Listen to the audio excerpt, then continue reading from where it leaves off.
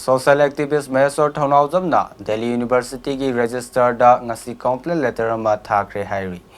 Complaint letter adu Maheshwar Thounaojam ki Delhi da laiba youth team na Delhi University da changlaga I Registrar da sinakibani. Complaint letter adu subtok tokidaba Anglo Cookie War 1917 to 19 adu DU ki Master of Arts syllabus ta karamna yauri bano haibo wafam yauri loinana Ministry of Home Affairs nasu RTI reply da Anglo Cookie War 1917 to 19 haibasi leite haikiba leirabani distorted history ama kamaina maming leiraba Delhi University ki lairikta tamhandori bano haibo wafam singasi letter adu da yauri hairi loinana hiramasi yamna thuna syllabus ta gi lawthokpiyo hainasu taksillamki hairi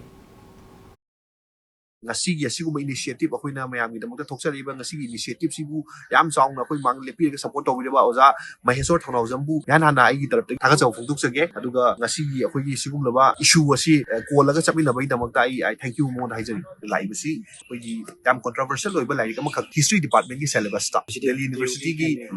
MA ki syllabus ta adugumba syllabus ni sida hapsan gani haiba kitab like Anglo Cookie War 1917 to 1919 masi Karmaina hapsan birino natraga Karmaina hapsan bidori bino haibagi adui concern du ngasi khoi register mamangda thamjage phongtok jage na laksabani author sing sigi mathakta FIR lairaba Manipur gi history je moina distort tawbo potentially distort tawno khona mogi mathakta FIR lairaba adugumlaba lairik ani se Karmaina noina hapsan biramino haibagi keno noi tabdo khoina phongtok jarame plus khoi Ministry of Home Affairs ta koina RTI sing do koina iba reply haibadi Anglo Cookie War haibasi gi manakta information amta leite adu orgadi koina moida hangam bise Anglo Cookie War manamda information leitragadi moigi Anglo Cookie War 1917 to 1919 haibase karbaina based on karamba documents in the based on ibno natraga masigi question how did it got approved? Yes like ase masigi like sigi authenticity je koina katang back oire haibagi mong adigi am controversial oiba sigumba like si kamaina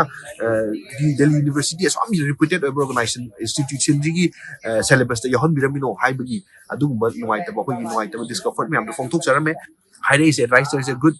koi sigumba posino no manga thambirame yam phare koi masigi standard operating procedure am lai haibadi sigi posi hujik la abnina registrar da la abnina registrar sina hujik department HOD da pirani HOD na moigi ata statutory committee adu da mayam ma semaga adu hominara discuss tawraga issue je kaino haina phajan dainaraga yam thuna koi da paw pangdorage haibagi adugumba assurance makata na koi na thajaba thamjari si Delhi University haiba institution si am reputed over institution ni message da sangba syllabus kudima yam balance oiba adugumba ba verified oiba like kumanga ta thola kadra haibagi thajaba